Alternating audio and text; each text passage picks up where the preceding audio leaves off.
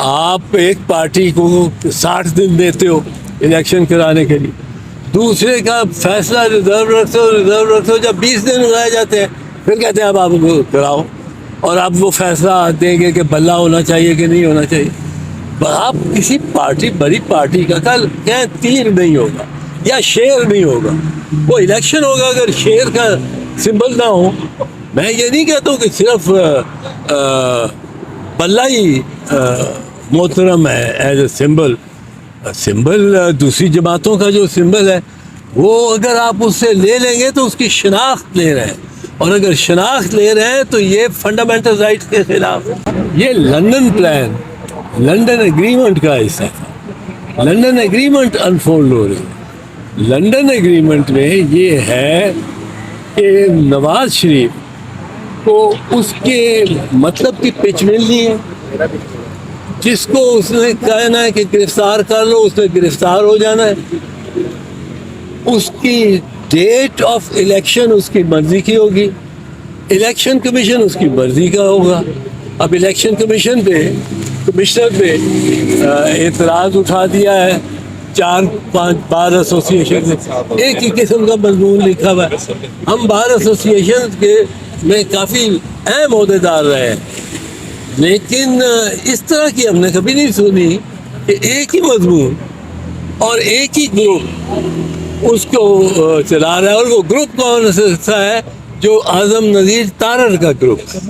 तो ये नवाज शरीफ का हाथ छुपता भी नहीं है ये। सर, इसमें जो एक अदलिया की साइड का पोर्शन था, आप समझते हैं कि जिस तरह से नवाज शरीफ को बरी किया गया है, एक स्पीडी ट्रायल, और दूसरी तरफ इमरान खान का जो तोशा खाना केस का फैसला था, वो अभी आधी अपीलें यहाँ पे थी, ट्रायल कोर्ट ने फैसला सुना दिया, उसमें जेल हो गई, नाअहली का नोटिफिकेशन भी हो गया।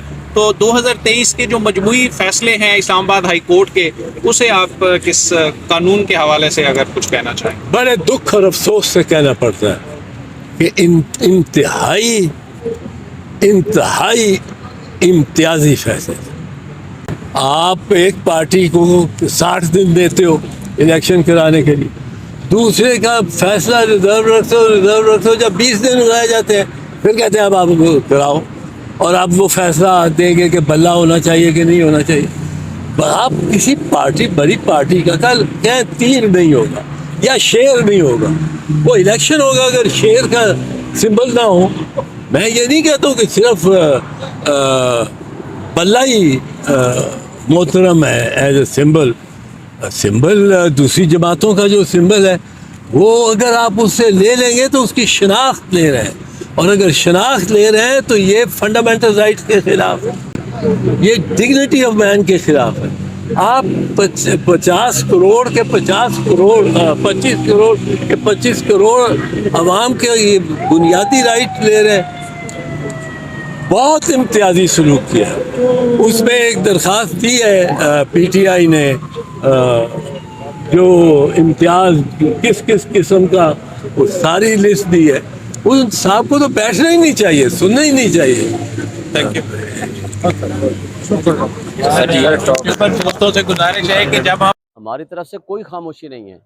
PTI ने एप्लीकेशन लेटर दिया है, एप्लीकेशन दिया है कि जनाब हमें 15 तारीख को जलसा करने दिया जाए लाहौर में।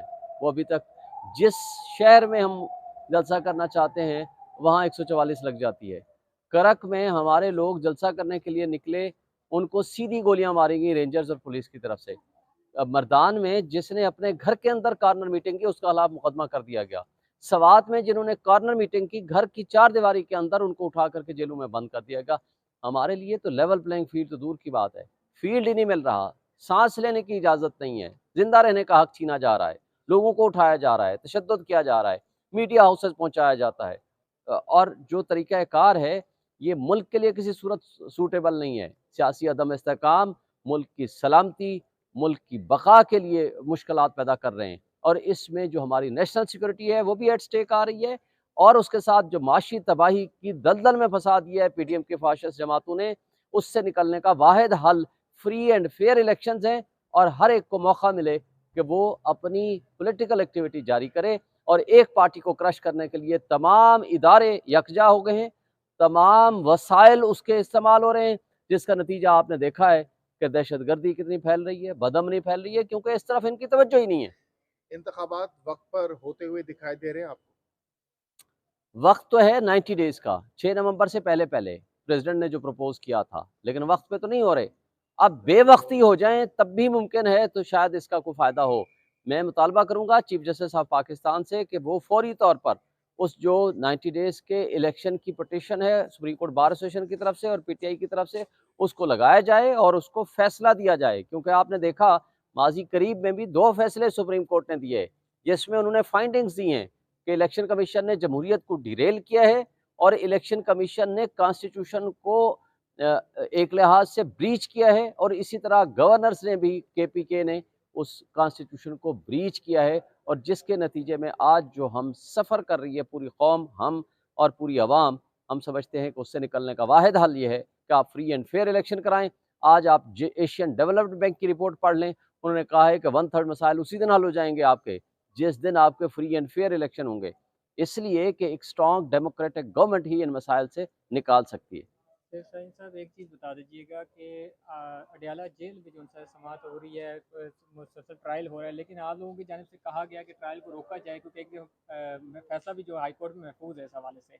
तो दूसरी जानिब ये भी बता दें कि क्या इमरान खान की मुशावरत से उनकी जेल मुंतकिली का फैसला किया गया था, या जो दरख्वास्त दायर की थी वो बगैर किसी मुशावरत की थी?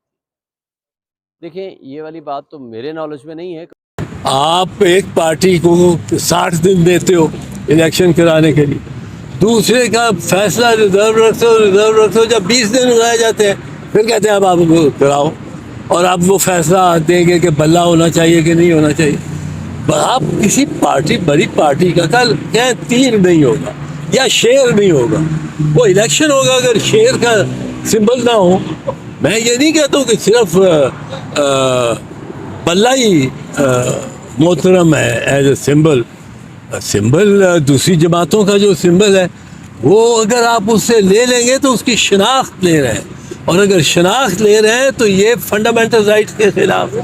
ये लंदन प्लान, लंदन एग्रीमेंट का हिस्सा था। लंदन एग्रीमेंट अनफोल्ड हो रही है। लंदन एग्रीमेंट में ये है कि नवाज शरीफ को उसके मतलब की पिच मिलनी है। जिसको उसने कहना है कि गिरफ्तार कर लो, उसने गिरफ्तार हो जाना है।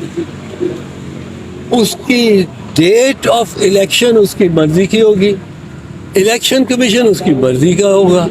अब इलेक्शन कमीशन पे, कमिश्नर पे एतराज उठा दिया है 4-5 बार एसोसिएशन ने, एक ही किस्म का मजमून लिखा हुआ है।